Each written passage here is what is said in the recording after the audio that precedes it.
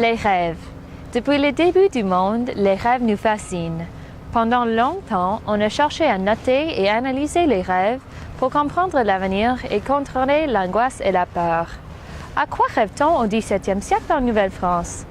Tout indique que les voyageurs et missionnaires français ont été étonnés par les conceptions des rêves chez les peuples autochtones.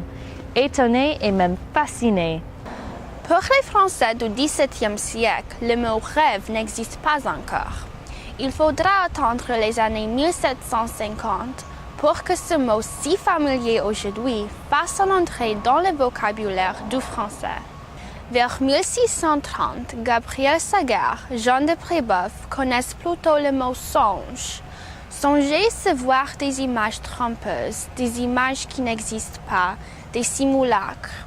Dans son étude sur les théories du rêve en Europe, Sylviane Bogdam fait remarquer que les songes sont alors associés aux ombres des morts, aux fantômes, à la sorcellerie. Alors, arrivés en Ironie, les Français sont profondément étonnés par la complexité des théories du songe chez les hôtes autochtones. Elles n'ont rien à voir avec ce qu'ils connaissent. Dans ses écrits en Ironie, Jean de Brébeuf constate que les Wendat croient en la fonction divinatoire des songes.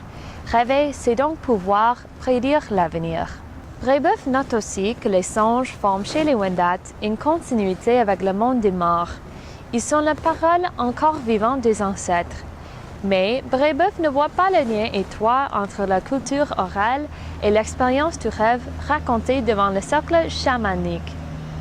C'est le jésuite Paul Ragueneau qui décrit avec la plus grande précision le système complexe des songes dans la culture iroquoise.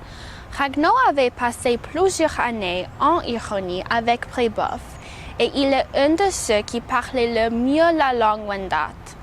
Que nous dit Ragueneau dans ses écrits de 1649? Plusieurs siècles avant Freud et la psychanalyse, les théories iroquoises décrites par Ragueneau parlent des rêves comme l'expression de désirs et d'angoisses cachées. C'est par les rêves que ces désirs et ces angoisses sont révélés au grand jour sous une forme symbolique.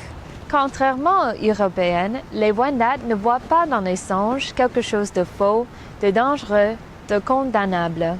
Au contraire, le songe révèle une part inconnue de ce que chacun est, de ce que chacun a été dans le passé, de ce que chacun peut être.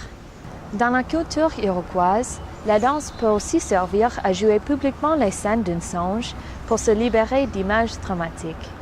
Le songe est donc simplement l'extension symbolique d'un monde circulaire où, pour les Wendat, tout est lié, où tout se répète sous une forme toujours différente. Les écrits de Paul Ragueneau datent de 1649.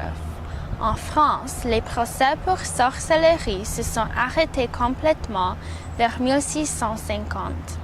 Avant cette date, dans ce pays seulement, plus de 60 000 personnes, des femmes, des juifs, des homosexuels, avaient été torturées et brûlées sur la place publique. En Ironie, Brébeuf et Ragueneau découvrent tout à coup autre chose. Ils sont confrontés à un autre système de pensée qui les interroge dans leur spiritualité même. Que nous dit le rêve sur nous-mêmes? Chez les Wendat, le récit oral, la danse et les rites de purification sont-ils des façons moins brutales de résoudre la peur de l'irrationnel?